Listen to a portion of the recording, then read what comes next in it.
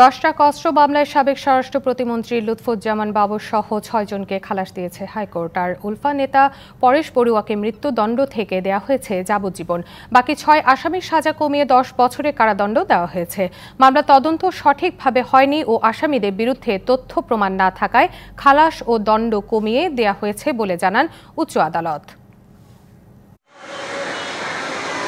2004 সালের 1 এপ্রিল মধ্যরাত চট্টগ্রামের ইউরিয়া সার কারখানা জেটিতে খালাসের সময় বিপুল পরিমাণ অস্ত্র জব্দ করে আইন শৃঙ্খলা রক্ষাকারী বাহিনী, যা 10 ট্রাক অস্ত্র মামলা নামেই পরিচিত। বলা হয়, অস্ত্রগুলো ভারতের বিচ্ছিন্নতাবাদী সংগঠন উলফার জন্যই চোরাচালান করা হয়। এই নিয়ে তৎকালীন বিএনপি সরকারের সঙ্গে টানাপোড়েন বাড়ে ভারতের। আলোচিত সেই ঘটনার তদন্ত শুরু করে বিএনপি। পরবর্তীতে 1-11 সরকারের সময় এ মামলার অভিযোগপত্র দেয়া হয়। শুরু হয় বিচার, শেষ হয় 28 জনের সাক্ষ্য গ্রহণ। ক্ষমতার পালা বদলে ক্ষমতায় আসে আওয়ামী লীগ। শুরু হয় নতুন করে তদন্ত।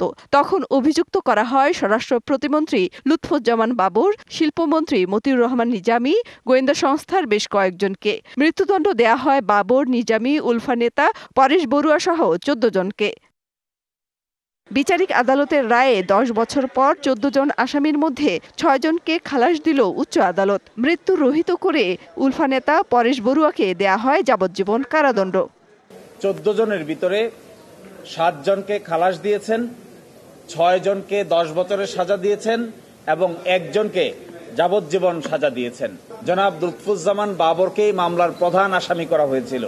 দ্বিতীয় তদন্তের ভিত্তিতে এই জনাব লুৎফুজ্জামান বাবরকেও আজকে খালাস দিয়েছেন, এই কথা বলে যে তিনি রাজনৈতিক উদ্দেশ্যের ভিকটিম, শিকার, এবং তার বিরুদ্ধে সুনির্দিষ্ট কোনো তথ্য প্রমাণ কেউ হাজির করতে পারেনি।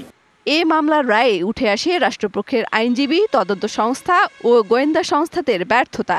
শুধু রাজনৈতিক রং দিতেই বাবর, নিজামী সহ অনেককে অন্তর্ভুক্ত করা হয়।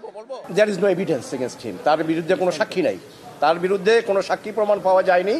আর যাদেরকে খালাস দিয়েছেন তাদের বিরুদ্ধেও কোনো সাক্ষী প্রমাণ পাওয়া যায়নি। আর যাদেরকে সাজা দিয়েছেন তাদেরকে যেহেতু আপনার ডেথ সেন্টেন্স কমিউট শুধু না, এটা মাত্র 10 বছরে এনে দিয়েছেন। এখন পূর্ণাঙ্গ রায় পেলে পরে আমরা দেখতে পারবো যে কোর্টের অবজারভেশন বা কোর্ট কোন কোন পয়েন্ট এখানে ডিসাইড করেছেন।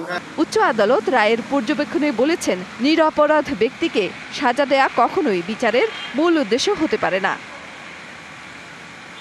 মেহের মনি, ডিবিসি নিউজ, ঢাকা।